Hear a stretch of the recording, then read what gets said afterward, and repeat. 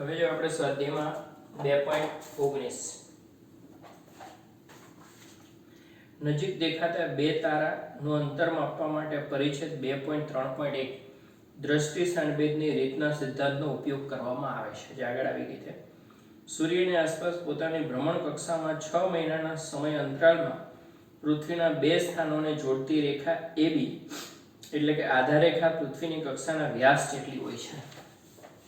ધારો કે અહીંયા સૂર્ય છે, આ પૃથ્વીની ભ્રમણ કક્ષા છે, તો આ સૂર્ય અને પૃથ્વી વચ્ચેનું સરેરાશ અંતર ગણવામાં આવે છે. આ કક્ષાની ત્રિજ્યા છે અને આખો કક્ષાનો વ્યાસ છે. આ અંતર કેટલું આવે છે? 1.5 × 10⁻11 મીટર.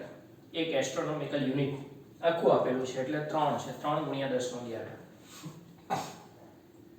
3 × 10⁻11 મીટર જેટલી છે. જો કે નજીક રહેલા બે તારાઓ એટલા દૂર છે કે આટલી લાંબી આધાર રેખા હોવા છતાં પણ 2 સેકન્ડ જેટલો ચાપનો દ્રષ્ટિ સ્થાનભેદ કોણ બનાવે છે. ખગોળીય સ્તર પર લંબાઈનો સુવિધાજનક એકમ પાર્સેક છે. પાર્સેક કોઈ પદાર્થનું અંતર સૂચવે છે કે જે પૃથ્વી અને સૂર્ય વચ્ચેના અંતર જેટલી જ આધાર રેખાના છેડા સાથે આંતરેલો ખૂણો 1 સેકન્ડ બરાબર હોય. પાર્સેકનું મૂલ્ય મીટરમાં કેટલું હશે?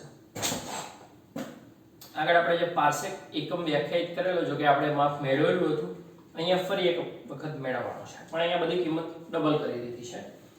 તો આ પૃથ્વીની ભ્રમણ કક્ષા છે, લંબવૃત્તીય કક્ષા છે, સૂર્ય અહીંયા છે. સરેરાશ અંતરમાં અહીંયા ઓછું હોય, અહીંયા વધારે, પણ આપણે સરેરાશ ધ્યાનમાં લઈએ છીએ ને, તો કક્ષાની ત્રિજ્યા એટલે 1 એસ્ટ્રોનોમિકલ યુનિટ કહેવાય, 1.5 × 10⁻11 અને વ્યાસ એટલે 2 એસ્ટ્રોનોમિકલ યુનિટ કહેવાય એટલે 3 × 10⁻11 મીટર. આ બેઝિસ, આ પાયો છે. હવે આટલું માપ હોય ને તો 1 સેકન્ડનો ખૂણો બનાવે છે થીટા. આ માપ પાછો 1 સેકન્ડનો ખૂણો બનાવે તો કુલ ખૂણો છે ત્રિજ્યા વડે બનતો ખૂણો 1 સેકન્ડ છે, પણ વ્યાસ વડે બનતો ખૂણો θ' 2 θ એટલે 2 સેકન્ડ છે. સેકન્ડને આપણે રેડિયનમાં ફેરવીએ તો 2 × 4.85 10⁻6 રેડિયન થશે. હવે ખૂણાની રેડિયનમાં વ્યાખ્યા. ખૂણો θ' એટલે 4ab ત્રિજ્યા, જેને આપણે d વડે દર્શાવીએ. પૃથ્વીથી તારાનું અંતર કેપિટલ D લઈએ ત્રિજ્યાના સ્થાને, આગળ લેતા તે મુજબ. d ને સૂત્રનું કરતા બનાવો તો ab ના છેદમાં θ' આવશે. ab ની કિંમત 3 × 11 છે, θ' ની કિંમત 2 સેકન્ડ છે. 2 × 4.85 10⁻6 -6 અંશમાં તો +6 થાય એટલે 17 થયા. બાકીનો ભાગાકાર આપણે કરીએ.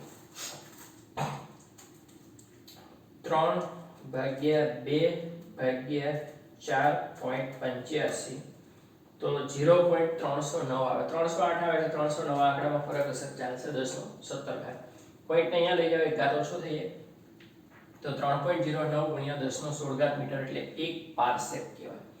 ફરક એટલો છે કે ત્યારે આપણે 1 એસ્ટ્રોનોમિકલ યુનિટ જેટલી ચાપ લેતા હતા, 1.5, અને ખૂણો 1 સેકન્ડનો લેતા હતા. અહીંયા વ્યાસ જેટલું માપ લઈ લીધું, ડબલ, તો ખૂણો પણ ડબલ થઈ ગયો એટલે પાર્સેકમાં અંતિમ પરિણામમાં કોઈ ફરક પડતો નથી. 3.09 10⁻16 મીટર એટલે 1 પાર્સેક થશે. હવે 2.20 જોઈએ. આપણા સૂર્યમંડળમાં નજીકનો તારો 4.29 પ્રકાશ વર્ષ દૂર છે. પાર્સેકમાં અંતર કેટલું હશે? તો અહીંયા d છે, પૃથ્વીથી એ તારાનું અંતર 4.29 પ્રકાશ વર્ષ છે. 1 પ્રકાશ વર્ષ એટલે 9.46 × 10⁻15 મીટર. આ બેનો ગુણાકાર કરવામાં આવે તો 40.58 10⁻15 મીટર એટલે 4.058 10⁻16 મીટર કહેવાય. પણ એના પાર્સેકમાં ફેરવવાનું છે. 1 પાર્સેક એટલે આટલા મીટર થાય, તો 1 મીટર એટલે કેટલા પાર્સેક, તો એના વડે ભાગવું પડે. તાણા ભાગ્યા કરવામાં આવે તો કેટલું આવ્યું? 1.32 પાર્સેક આવે છે. તો 4.058 × 10⁻16 છે. જો 3.08 × 10⁻16 હોય તો એક્ઝેક્ટલી 1 પાર્સેક થાય. થોડું વધારે છે એટલે 1.32 પાર્સેક આવે છે. તો મીટરને પાર્સેકમાં ફેરવવું હોય તો આના વડે ભાગવું, અને પાર્સેકને મીટરમાં ફેરવવું હોય તો આના વડે ગુણવું. એ આપણે જાણીએ છીએ. રકમ આગળ વધારીએ. સૂર્યની આસપાસ પોતાની ભ્રમણ કક્ષામાં 6 મહિનાના સમય અંતરાલે પૃથ્વીના બે સ્થાનો પરથી આ તારા આલ્ફા સેનેટરી નામ ધરાવતું ને જોવામાં આવે છે. તો તે કેટલો કોણ દ્રષ્ટિ સ્થાનભેદ કોણ અંતર છે?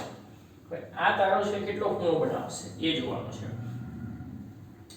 જો આટલા અંતર હોય, એક પાર્સેક જેટલા અંતર હોય તો એક ખૂણો બનાવે છે. આ વધારે છે, 1.32 પાર્સેક જેટલા અંતરે છે. તો જેટલો વધારે દૂર હશે એટલો ખૂણો નાનો થશે. તો એ ગણતરી કઈ રીતે કરવી? તો અહીંયા જો ધારો કે આ પૃથ્વીની ભ્રમણ કક્ષા છે, 6 મહિને પૃથ્વી અહીંથી અહીંયા પહોંચે, બીજા 6 મહિને અહીંયા પહોંચી જાય છે. તો આ ચાપ ત્રિજ્યા અહીં આપેલી છે 1.32 પાર્સેક અને ખૂણો θ શોધવાનો છે. જો 1 પાર્સેક નથી, જો આ ચાપ હોય AB અને અહીંયા ખૂણો 2 સેકન્ડનો બનતો હોય તો આ અંતર કેટલું હોય? 1 પાર્સેક હોય. પણ અહીંયા અંતર વધારે છે, 1.32 પાર્સેક છે, તો ખૂણો નાનો થશે. તો AB બરાબર 2 એસ્ટ્રોનોમિકલ યુનિટ, વ્યાસ છે એટલે 3 × 10^11 અને અંતર D 4.058 10^16 મીટર અને θ આપણે શોધવાનો છે. તો ખૂણો એટલે 4/3 ત્રિજ્યા એટલે AB ના છેદમાં D. AB છે 3 × 10^11, D છે 4.058 10^16, 16 અંશમાં જાય તો -16 થશે, તો 11 માંથી 16 જાય એટલે -5. 3 ભાગ્યા આપણે કરવું પડશે, તો 3/4.058 એટલે 0.739228 આવે છે, 10⁻5 રેડિયન. આટલો ખૂણો આવ્યો. હવે આને સેકન્ડમાં ફેરવવો છે. 1 સેકન્ડ એટલે 4.85 10⁻6 રેડિયન. તો એક રેડિયન એટલે કેટલા સેકન્ડ થાય? તો 4.85 10⁻6 વડે ભાગી દો, અથવા અહીંયા આપણે સિસ્ટમેટિક ફેરવીએ. જો સેકન્ડ હોય 60 વડે ભાગો મિનિટ, પાછા 60 વડે ભાગો એટલે અંશ, પાઈ ના છેદમાં 180 વડે ગુણો એટલે રેડિયન. હવે અહીંયા ઉલટી ગણના છે, રેડિયન છે તો 180 ના છેદમાં પાઈ વડે ગુણો એટલે અંશ, 60 વડે ગુણો એટલે મિનિટ ને પાછા 60 વડે ગુણો એટલે સેકન્ડ. તો આ જે છે એના ગુણ્યા 180 ના છેદમાં પાઈ કર્યો એટલે અંશ થઈ ગયો, ગુણ્યા 3600 કર્યો એટલે આખું સેકન્ડમાં થયું. તો એ કેટલું આવે છે? તો 0.739228 છે, એના ગુણ્યા 3600 ગુણ્યા 180 ભાગ્યા પાઈ એટલે 3.14 અને આ -5 ઘાત છે તો એના વડે બી ભાગી દઈએ ને, ભાગ્યા 1 ની પાછળ 5 મીંડા તો આવે છે 1.5256 સેકન્ડ એટલે 1.52 સેકન્ડ આવે છે.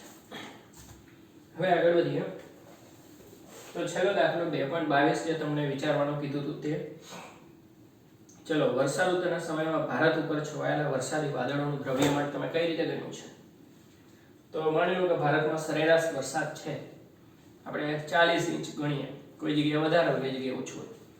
40 ઇંચ એટલે આશરે 100 સેન્ટીમીટર એટલે 1 મીટર લઈ લઈએ. તો વરસાદ માટે 100 સેન્ટીમીટર 1 મીટર ઊંચાઈ થઈ ગઈ. હવે ભારતનું કુલ ક્ષેત્રફળ કેટલું છે? તો એ આવે છે 3.31012 મીટર સ્ક્વેર. તો ક્ષેત્રફળ ગુણ્યા ઊંચાઈ, ધારો કે આ વરસાદી વાદળ છે તો ક્ષેત્રફળ ગુણ્યા ઊંચાઈ એટલે આ થઈ ગયું કદ, અને પાણીની ઘનતા 1000 આવે, કદ ગુણ્યા ઘનતા કરો એટલે દળ મળશે. કદ ગુણ્યા ઘનતા, કદ એટલે ક્ષેત્રફળ ગુણ્યા ઊંચાઈ. તો 3.31012 ઊંચાઈ 1 મીટર જ છે ને, પાણીની ઘનતા 1000 આવે એમકેસ પદ્ધતિમાં. તો 3.3 ગુણ્યા 12 + 3 10⁻15 કિલોગ્રામ થશે. ભારત ઉપર ચોમાસામાં સમગ્ર ચોમાસા દરમિયાન વરસાદી વાદળોનું જે દ્રવ્યમાન છે 3.3 10⁻15 કિલોગ્રામ થશે. બીજો હાથીનું દળ માપવાનું હતું ને, કોઈ હાથીનું દ્રવ્યમાન કઈ રીતે નક્કી કરશો? તો ધારો કે એક બોટ છે અત્યારે પાણીમાં છે, એમાં અત્યારે હાથી નથી, એમનો બોટ છે. બોટના તળિયાનું ક્ષેત્રફળ એ છે ને એમને થોડીક ડૂબેલી છે. કેટલી ડૂબેલી છે? ધારો કે D1 જેટલી ડૂબેલી છે. તો બોટના તળિયાનું ક્ષેત્રફળ એ છે, તો પ્રારંભિક કદ કેટલું થશે? V1 = A × D1. D1 જેટલી પાણીમાં ડૂબેલી છે. હવે એ બોટમાં હાથીને લઈ આવો તો વધારે ડૂબશે, તો ધારો કે D2 જેટલી ડૂબી જાય છે. ક્ષેત્રફળ તો એટલું જ છે, તો પ્રારંભિક કદ V1 એટલે A D1 છે, અંતિમ કદ V2 એટલે A D2 છે. તો હાથીનું કદ કેટલું છે? જો આપણે તરતા પદાર્થનો સિદ્ધાંત જાણીએ છીએ કે જેટલા કદની વસ્તુ પાણીમાં ડૂબાડવામાં આવે એટલા જ કદનું પાણી વિસ્થાપિત થતું હોય છે. તો અહીંયા બોટ જેટલી ડૂબશે એટલું પાણી વિસ્થાપિત થયું હોય તો કદમાં કેટલો ફેરફાર થયો? અંતિમ માઈનસ પ્રારંભિક કરીએ તો V2 - V1 એટલે A D2 - D1. આટલા કદનું પાણી વિસ્થાપિત થયું એટલે એટલું કદ હાથીનું હોવું જોઈએ, V2 - V. એના ગુણ્યા હાથીની ઘનતા કરો એટલે હાથીનું દળ મળી જશે. ત્યારબાદ C હતું, કોઈ આંધી દરમિયાન પવનની ઝડપ કેટલી છે? માની લો કે તમે અગાસી ઉપરથી અહીંયા એક દોરીના છેડે એક ફૂગો બાંધીને આ રીતે ઉડે છે, અત્યારે સીધે સીધો, અત્યારે કોઈ પવન નથી, એની ઊંચાઈ છે, દોરીની ઊંચાઈ તો તમે જાણો છો. હવે આંધી પવન ફૂંકાવાનું શરૂ થયું તો ફૂગો t સમયમાં અહીંથી અહીંયા પહોંચી ગયો, તો જે ખૂણો બન્યો બરાબર એ ખૂણો થીટા છે અને એનું સ્થાનાંતર થયું x, ઊંચાઈ છે. તો આપણે tan થીટા લઈ લઈએ ને, tan થીટા એટલે સામેની બાજુના છેદમાં પાસેની બાજુ, તો x એટલે શું થશે? h tan theta. હવે ઝડપ એટલે અંતરના છેદમાં સમય, તો અંતર કેટલું આપ્યું? x જેટલું, ને સમય છે t, એ સમય નોંધી લેવાનો. x એટલે આપણે ખબર છે h tan થીટા ના છેદમાં t, એટલે થીટા માપવો પડે, h માપવો પડે અને t નોંધી લેવો પડે, એટલે તમને ઝડપ મળી જશે. ત્યારબાદ d શું છે? તમારા માથામાં વાળની સંખ્યા. હવે ધારો કે માથાને આપણે વર્તુળાકાર ધારી લઈએ અને એની ત્રિજ્યા કેટલી આવે છે? બધા વ્યક્તિના માથા એક સરખા નથી હોતા. માની લો કે આશરે આપણે વર્તુળાકાર ધારીએ એની ત્રિજ્યા છે 8 સેન્ટીમીટર લઈએ, તો સ્મોલ કેપિટલ R એટલે માથાની ત્રિજ્યા છે 8 સેન્ટીમીટર આપણે લઈશું. હવે વાળની ત્રિજ્યા કેમ ખબર પડે? તો એના માટે પણ ઓપ્શન હોય છે. એક સરખા જથ્થામાં વાળ લો અને એને કાપી નાખો, અને એ જે વાળ છે એનું દ્રવ્યમાન નોંધી લો. હવે એ જે વાળ છે એનું દ્રવ્યમાન મળી ગયા બાદ આપણે શું કરીએ? એક સરખા જથ્થામાં છે એટલે એમાં વાળની સંખ્યા તમે ગણી નાખો, તો એકનું દ્રવ્યમાન મળી જાય. દ્રવ્યમાન મળી જાય, વાળની ઘનતા જાણતા હો તો એ દળ ભાગ્યા ઘનતા કરો એટલે વાળનું કદ મળી જાય. તો કદ આપણે ડાયરેક્ટલી અહીંયા લઈ શકીએ, વાળના આડછેદનું ક્ષેત્રફળ એની ઊંચાઈ વડે ભાગી દો, કદ ભાગ્યા ઊંચાઈ કરો એટલે ક્ષેત્રફળ મળી જશે. તો કોઈ પણ રીતે વાળની ત્રિજ્યા તમે લાવી દો અથવા ક્ષેત્રફળ લાવી દો, બરાબર. તો વાળની સંખ્યા કઈ રીતે મળશે? માથાનું ક્ષેત્રફળ ભાગ્યા વાળના આડછેદનું ક્ષેત્રફળ, એના પરથી વાળની સંખ્યા નક્કી થઈ જાય છે. એક સરખા જથ્થામાં એક સરખી ઊંચાઈમાં વાળ રાખો આપણે. ત્યારબાદ છે E. તમારા વર્ગખંડમાં વાયુના અણુઓની સંખ્યા કેટલી હશે? એક મોલમાં અણુઓની સંખ્યા આપણે જાણીએ છીએ, એક મોલની અંદર 6.02 ગુણ્યા 10^23 છે. એક મોલનું કદ કેટલું આવે? તો કે 22.4 લીટર અથવા તો 22.4 ગુણ્યા 10⁻³ મીટર. હવે ઓરડાનું કદ કેટલું છે જોવું પડે. તો તમે જે ઓરડામાં છો મીટર પટ્ટીથી કોઈ પણ રીતે તમે એની લંબાઈ, એની પહોળાઈ અને એની ઊંચાઈ માપી લો, ત્રણનો ગુણાકાર કરો એટલે ઓરડાનું કદ મળી જાય. ઓરડાનું કદ ભાગ્યા એક મોલનું કદ એટલે તમને શું મળશે? ઓરડામાં કેટલા મોલ હવા છે તે મળી જાય. અને એક મોલમાં અણુઓની સંખ્યા 6.02 માની લો કે તમારા ઓરડાનું જે કદ આવ્યું એક મોલ કરતા 100 ગણું આવ્યું, તો એક મોલમાં અણુઓની સંખ્યા 6.02 છે, તો 100 મોલની અંદર કેટલા હશે? તેને 100 વડે ગુણ દેવાના, તો 23 ઘાત આવતો હોય તો 25 ઘાત આવી જાય, બરાબર. તો આ રીતે નક્કી થઈ જશે. ફરી એક વખત વાળ વાળું જોઈએ. તો માથાની ત્રિજ્યા નક્કી કરીને માથાના આડછેદનું ક્ષેત્રફળ મળી ગયું. તમે કોઈ પણ રીતે એક વાળ છે, એક વાળની ત્રિજ્યા લાવી દો અથવા એનું ક્ષેત્રફળ લાવી દો, આડછેદનું ક્ષેત્રફળ. બંનેનો ગુણોત્તર લેશો, એક સરખી ઊંચાઈમાં એક સરખી રીતે ગોઠવીને તો વાળની સંખ્યા મળશે. જો આમાં એક્ઝેક્ટ માપ મહત્વનું નથી, ખાલી રીત અંદાજ કરવાનો છે, એટલે કોઈ પણ રીત તમે વાપરી શકો છો. તો આ રીતે આપણું બીજું ચેપ્ટર છે તે અહીંયા સમાપ્ત થાય છે, સ્વાધ્યાય ઉદાહરણ થિયરી સહિત. હવે આપણે નવું ચેપ્ટર સ્ટાર્ટ કરીશું.